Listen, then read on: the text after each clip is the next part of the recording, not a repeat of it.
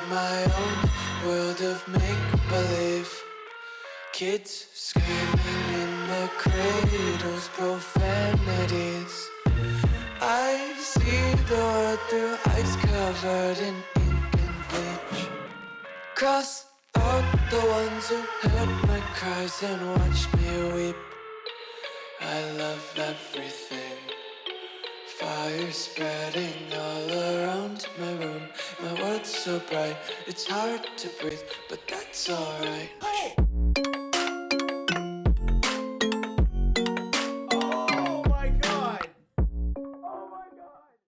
Yo guys, what is up? Max here in a Borderlands 3 video, and today we are taking a look at FL4K-ROMANCER, a Peregrine Gas Call flak build. Now, I'm definitely not the first person to do this, but this is my take on it.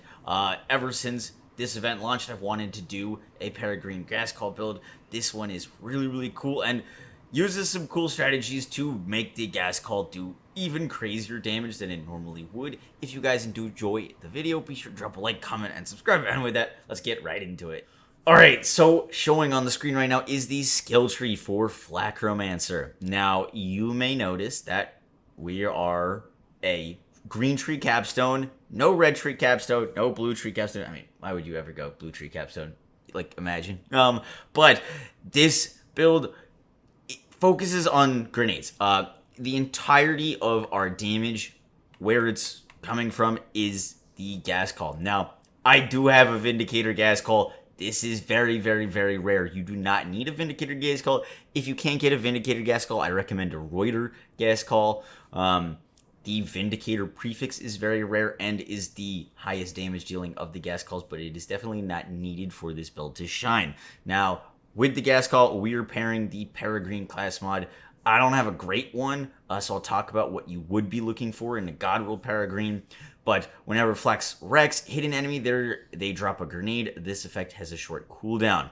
Now, the Peregrine is going to be our main delivery system for our gas call. Obviously, you can throw it as well, but mainly going to be delivering it through the Rex. Now, to pair with that, we're going to be using a Last Stand Auto Idol to get a ton of health. The health regen on this build is kind of ridiculous because we're not using a stopgap, but we are using rack attacks.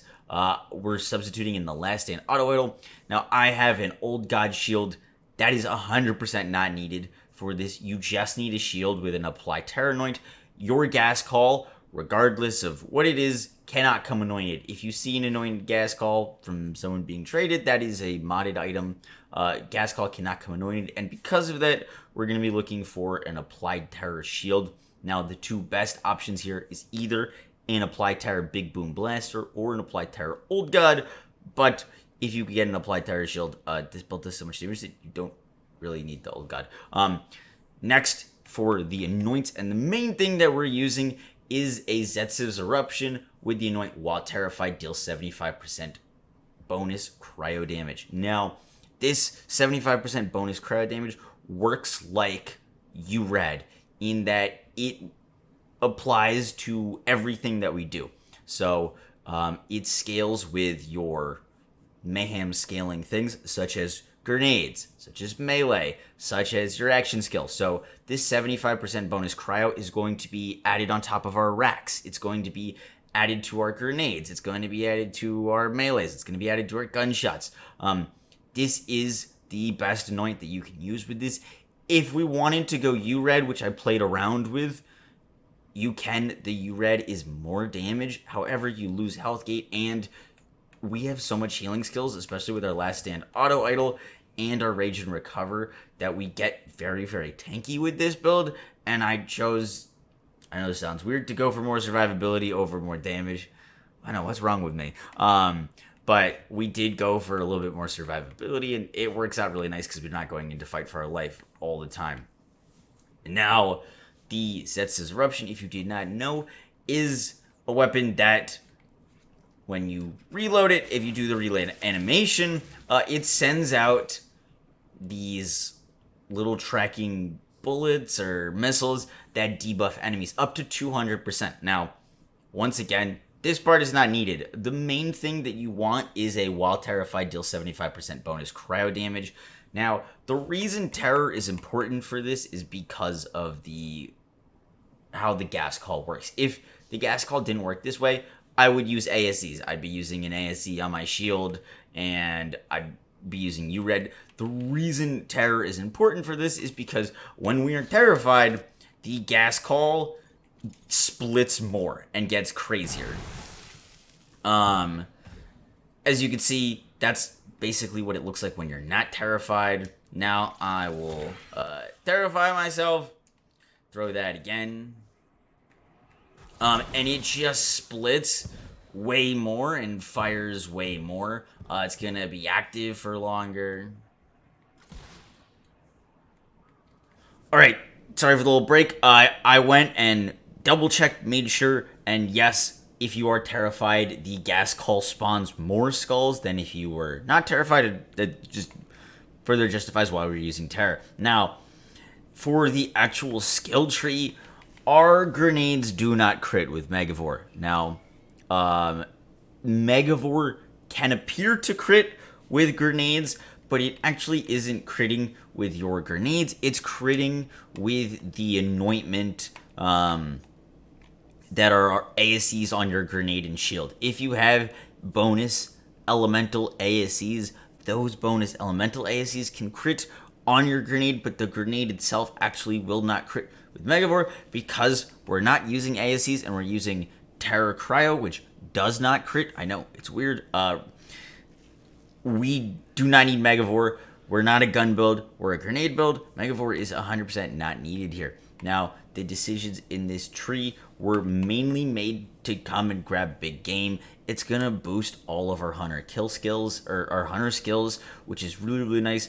Along the way, we're picking up Interplanetary Stalker, which is going to boost our grenade damage. Anything that just says boost damage will boost our grenade damage. So Interplanetary Stalker is nice here. Hunter's Eye is also nice here. Head count for the possibility. The reason I put these points into head count and leave no trace was primarily to get down to big game.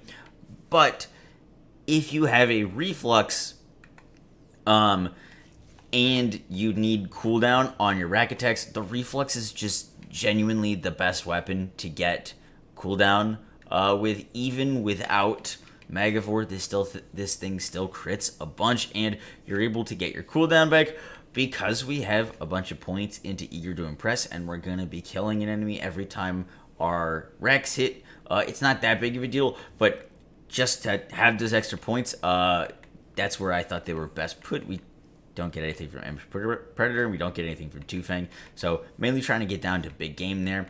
Next up in the green tree, self-repairing system for more health regen. This Furious Attack is gun damage, and for that reason, not that helpful. I opted for as many points as I could into Eager to Impress for more cooldown. Lick the Wounds if we ever going to fight for our life. Turn Tail and Run for health regen and damage reduction, which is very nice. The Fast and the Furious, gun damage, pet damage, movement speed. This stuff isn't as helpful as the Power Inside is. The Power Inside is a great skill and is going to give us plus 50% grenade damage as it increases all of the damage that Flak does, and that is the main reason we're here. The other main reason is Rage and Recover. Rage and Recover is honestly bonkers healing on Flak if you've used it since it's been updated and buffed. The actual health regen that Rage and Recover gets is awesome, so we're mainly in this tree for Rage and Recover, the Power Inside, and Eager to Impress, with some extra utility stuff. And lastly, in the blue tree now, I would have loved to get Pack Tactics here. Pack Tactics is a skill that would increase our grenade damage, but unfortunately it was kind of a decision between Pack Tactics or Big Game, and Big Game is going to give us duration and hunter skill effects on multiple things versus just this flat out increase, which we're going to get more use out of Big Game, and that is why we decided to go Big Game. Barbaric Yap for the pet bonuses. We are going to be using the Spider Ant Scorcher for that increased elemental damage, which will increase the damage of our grenades. We're going Frenzy here, which will also increase the damage of our grenades. Hive Mind for some survivability. He Bites for the damage reflect. This skill actually works pretty well now. And Persistent Hunter.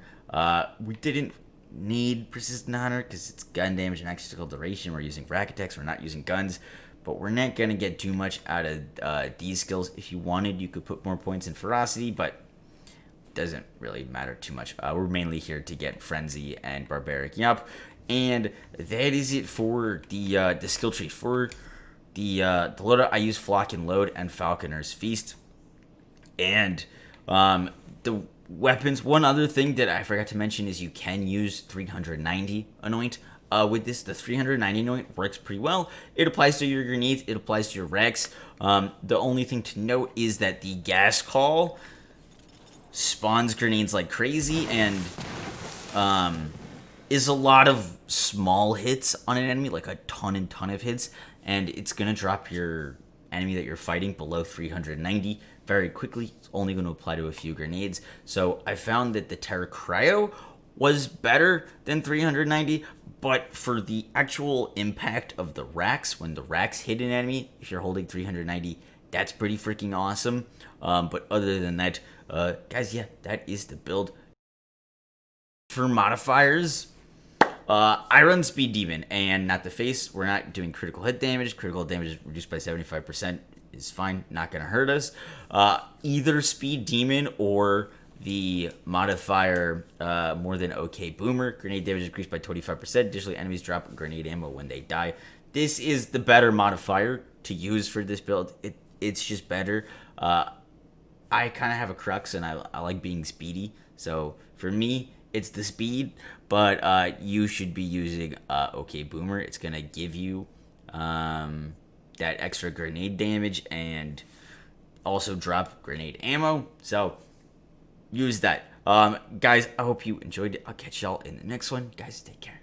Peace! I was putting